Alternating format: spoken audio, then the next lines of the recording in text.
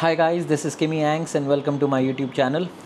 Well, it's been quite some time since I last interacted with you all, and I've been planning to make a couple of videos. They are in the pipeline, and of course I did upload some PlayStation 5 gameplay in the interim. I've reactivated that playlist of videos, so you will be seeing more PS5 gameplay content coming your way over the next few months. But yeah, I still have a couple of things in the pipeline. One, of course, is me giving a quick walkthrough of all the F1 memorabilia that I have. There are still a few things that I'm waiting on before I actually shoot that video, because they most definitely deserve to be a part of that video.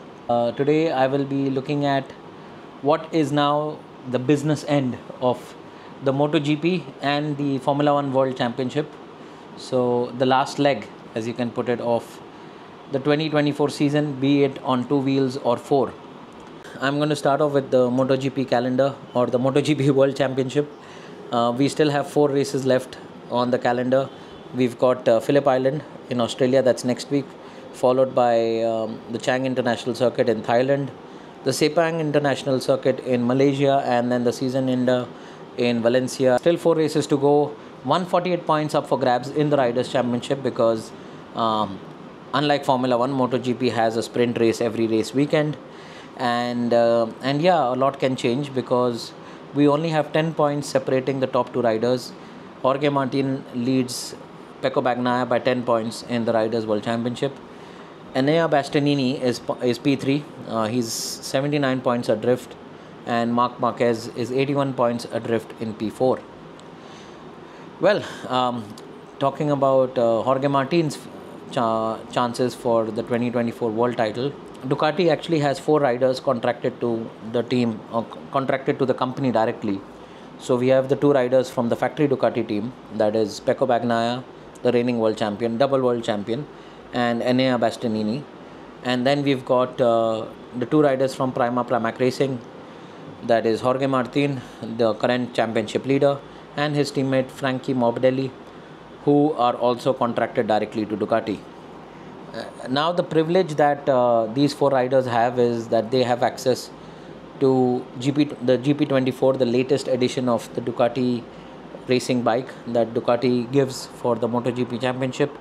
And yeah, Ducati definitely wants a Ducati rider to win the World Championship, preferably a factory rider rather than a satellite team rider or an independent team rider, as we may put it.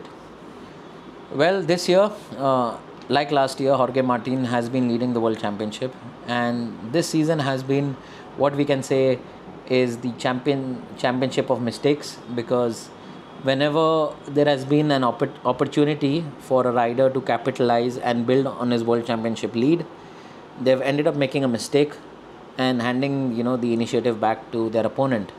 And this has happened with both Jorge Martin as well as Pecco Bagnaia. Because of the mistakes that these 2 riders have made, we still have Enea Bastianini and Marc Marquez mathematically still in this World Championship. Well, for Jorge Martin, this is it. This is his final shot at the title, at least for the next couple of years, until the new technical regulations come into effect in 2027. The reason why I say this is because Jorge Martin, ever since he made it into the Premier class, has been a Ducati rider, and he has made his feelings and opinions very clear that he wanted to land a factory ride with Ducati. His performances have justified his stance, but unfortunately Ducati has chosen to not go ahead with him for 2024. And Jorge Martin had to make a call. He's eventually going to for 2025. So Jorge Martin had to make a call, and he's going to Aprilia from next year. And even though Aprilia is a great team, no offense to them, they are nowhere close to the levels that Ducati is at. If I were to talk of dominance, Ducati has already won the Constructors Championship, and they have scored double the points of what KTM has scored in P2. So more than double actually. So yeah, that is the kind of dominance that Ducati is enjoying in this era of MotoGP. And it's a no-brainer that every rider would want to be on the best machinery would want to be on the latest machinery, would want to be on machinery that would in a way not be regulated or controlled by the company itself. Like I said, we still have 148 points up for grabs. He can still win sprint races and Grand Prix to eventually secure the title.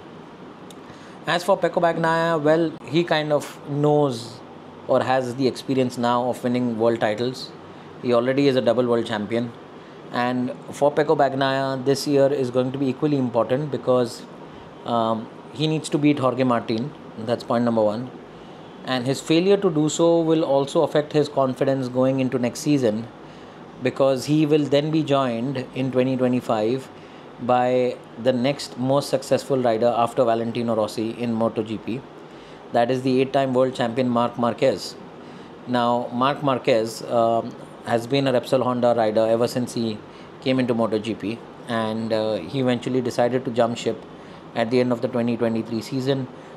Went to Gresini Ducati, who is a customer team of Ducati, but they are running a one-year-old bike, the GP23. And even with the GP23 bike, he's won 2 back-to-back races, and his level of performances have been such that Ducati have now had to roll back on updates and upgrades that they had given to that GP23 bike to ensure that there is a performance differential to the current year Ducatis, and basically not allow an older bike to have the ascendancy come the end of the season. That, of course, is one aspect. At the same time, Marc has been very open about his desire to be on a factory bike. Ducati, they deemed it necessary to bring on Marc Marquez onto the factory team, which is understandable because you have an 8-time world champion, 6 Premier Class titles. From the financial aspect of things and from the marketing aspect, he is a prospect. Even today, even at his age, it is a big money move. It's very similar to what we are seeing with Lewis Hamilton going to Ferrari in Formula 1. So that kind of denied Jorge Martin the chance to race for the factory Ducati team. So it is important for Pecco to beat Jorge Martin this season, because then he can go into 2025 with the right mindset. Enea Bastianini in P3, well, he's had his fair share of struggles because of the crash that he had in 2023 with Marc, which kind of put him out for the majority of the season. The struggles continued into 2024, but slowly he has come up to speed now. There is performance, and the old beast is now returning to his form. Unfortunately, Ducati has decided to part ways with him for 2025, and even though he's only 79 points behind, I think he's come to the party a little too late.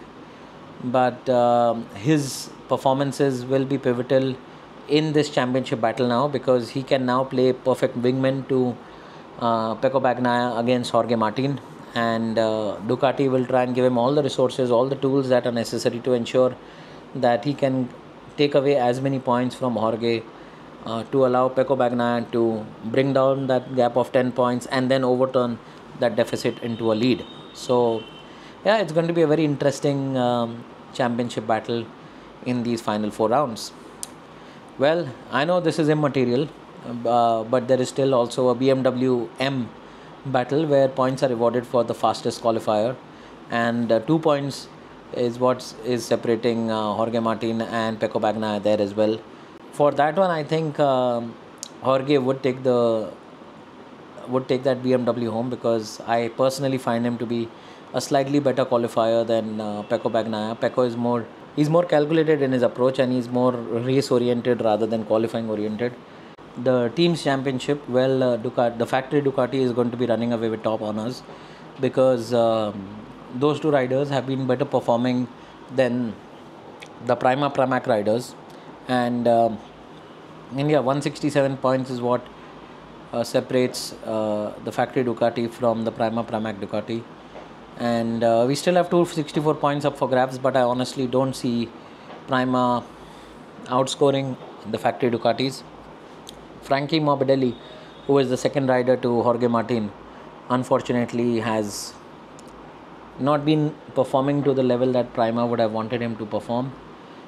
His injuries have been also a major concern in these title fights, and but I think the duo of Jorge Martin and Frankie Morbidelli will do enough to ensure that they finish second in the team's championship. Well, this brings me to the end of the MotoGP segment from this video, and now it's time to switch to four wheels and look at how things are unfolding in the Formula One world.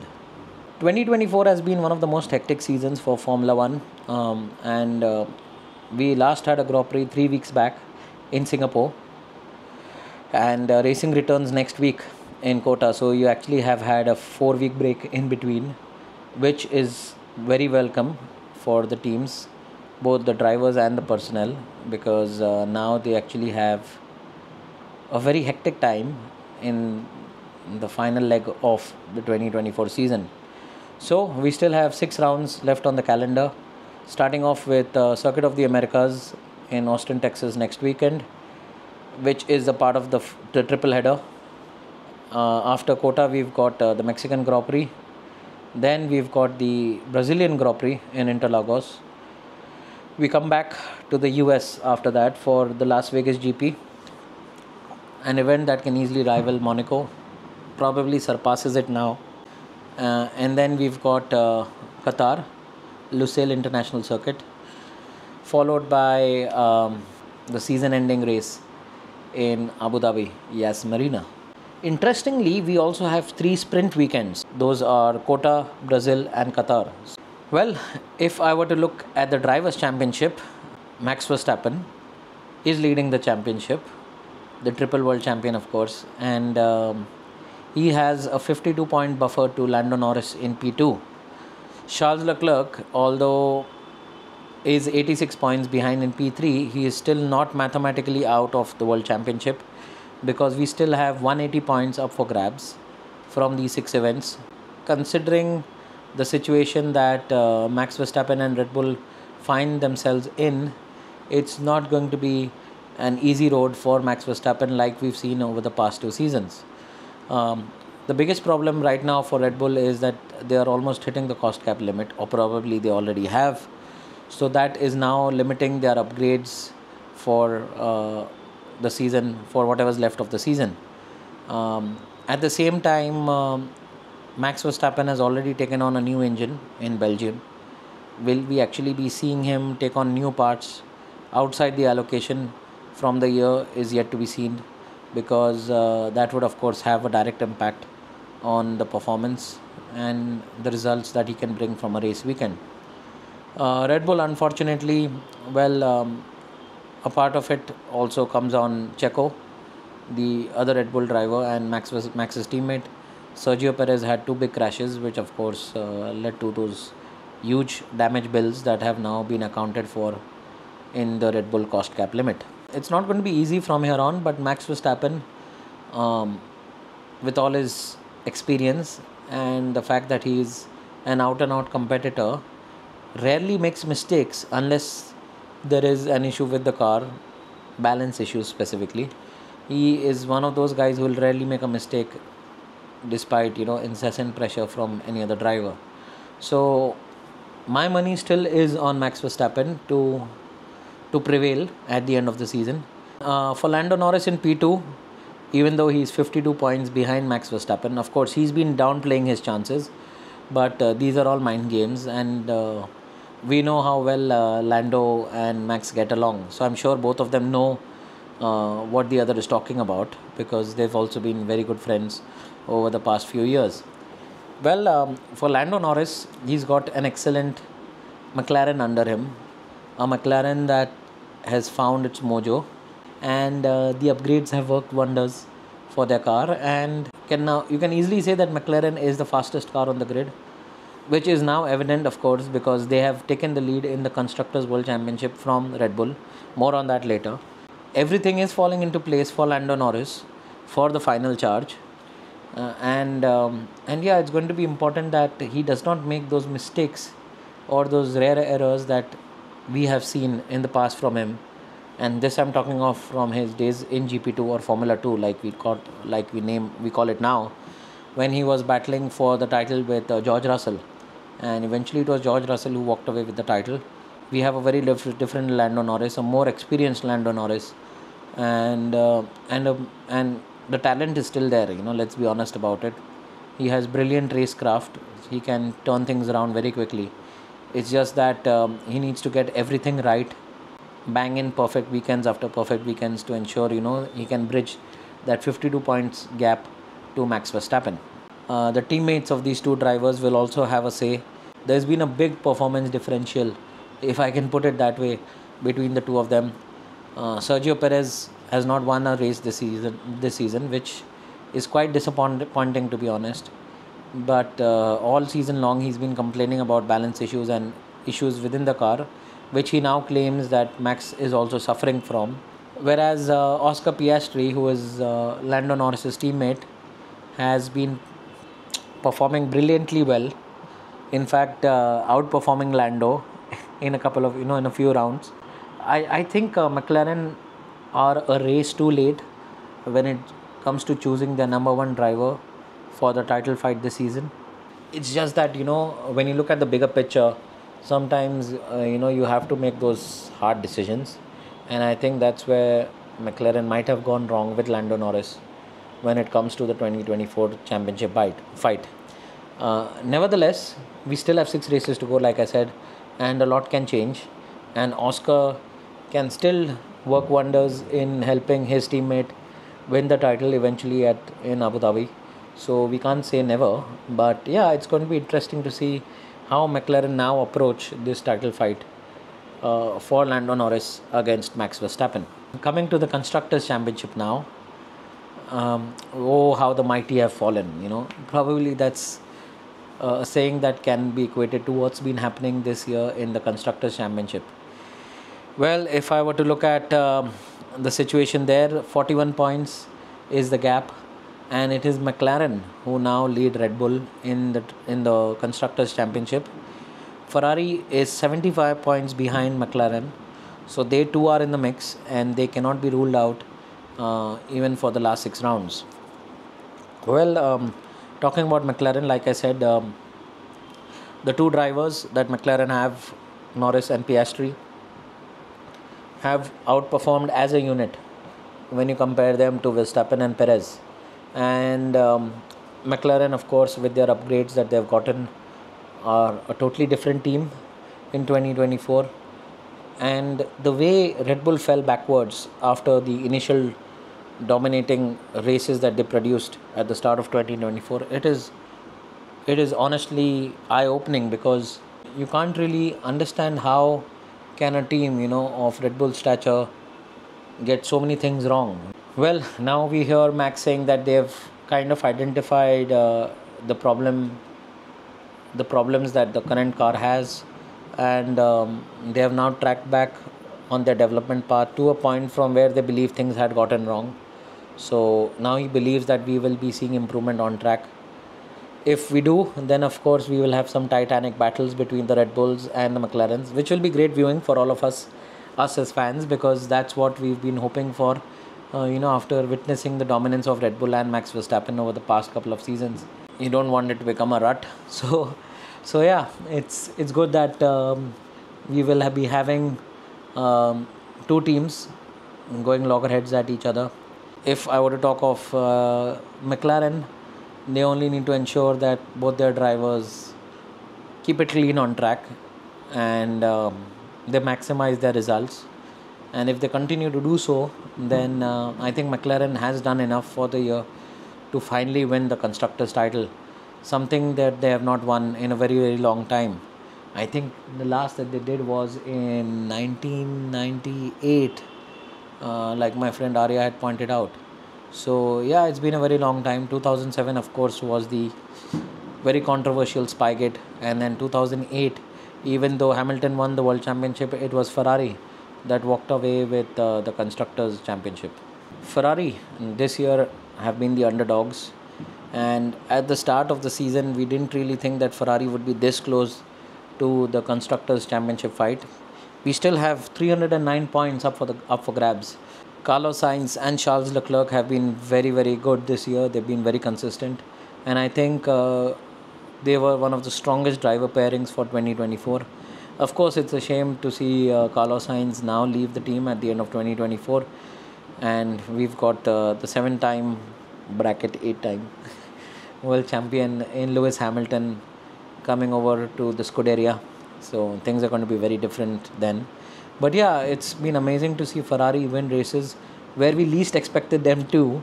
The win in Monza was surreal.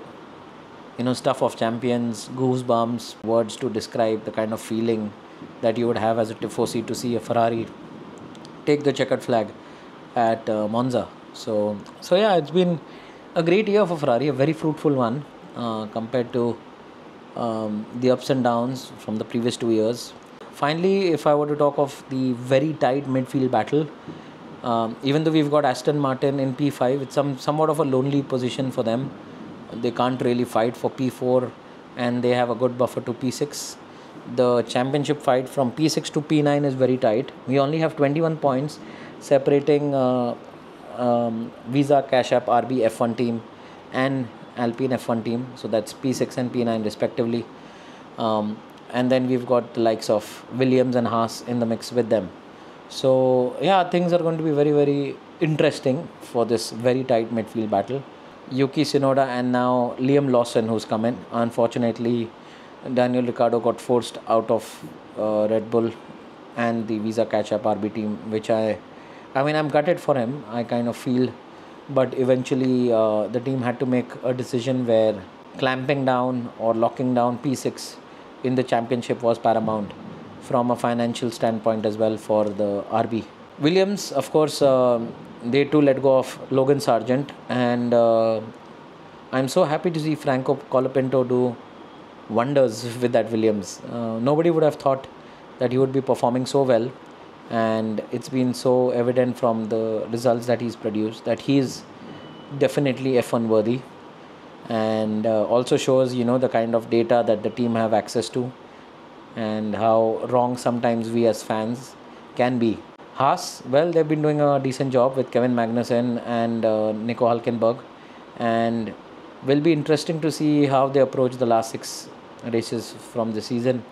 Alpine, well, it's been an almighty battle for them, considering the fact that they have been a full works team. You don't expect them to be languishing in P9.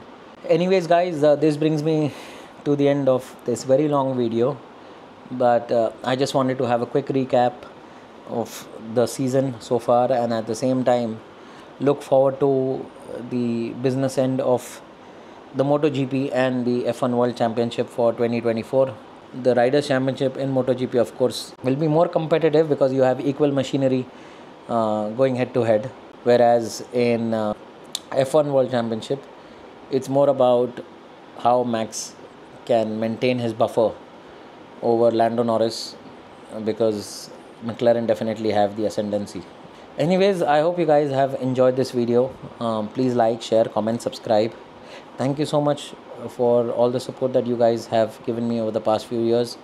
I will be leaving the links to my other social media handles in the description below. So if you guys want to connect with me on Instagram or X or Facebook, you can most definitely do so. Anyways guys, this is Kim Yang signing off. Take care guys, have a great evening and enjoy the rest of the MotoGP and the Formula 1 season.